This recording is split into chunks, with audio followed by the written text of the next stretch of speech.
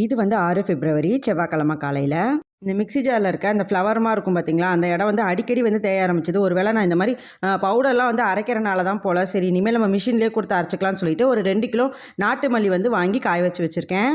காலையிலே வந்து பாப்பாவுக்கு சாதம் வடித்து கொடுத்து விடாமல் இன்றைக்கி வந்து வெஜிடபிள் பிரியாணி வந்து செஞ்சுட்டு கூடவே ரைத்தா வந்து பண்ணி வச்சிட்டேன். இனிமேல் லஞ்ச் பண்ணுற வேலை கிடையாது, மித்த வேலைகள்லாம் வந்து பார்க்க ஆரம்பிச்சிடலாம்.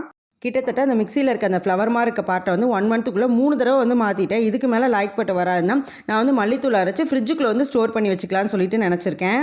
ஒரு மிகப்பெரிய வேலையை வந்து செஞ்சு முடிச்சாச்சு. இனிமேல் மல்லித்தூளை பற்றியோ மிக்சியை பற்றியோ கவலைப்பட தேவையில்லை. ஈவினிங்க்கு மேலே பாப்பா எனக்கு வந்து பொட்டேட்டோ ஸ்மைலி வேணும்னு சொல்லி கேட்டிருந்தா. ஏற்கனவே இந்த ரெசிபியை வந்து நான் ட்ரை பண்ணியிருக்கேன். டேஸ்ட் வந்து நல்லா இருந்தால் கூட ஃபேஸ் எல்லாம் மொக்கையாக வந்து பண்ணியிருந்தேன். இதுக்கு மேலே நம்ம ட்ரை பண்ண வேணாம்னு சொல்லிட்டு கடையில் ப்ரோசன் பண்ணி வச்சது வாங்கலான்னு போனோம். அங்கே ஃப்ரெண்ட்ஸ் ஃப்ரைடு இருந்தனால சேர்த்து அதையும் வாங்கிட்டு வந்தாச்சு.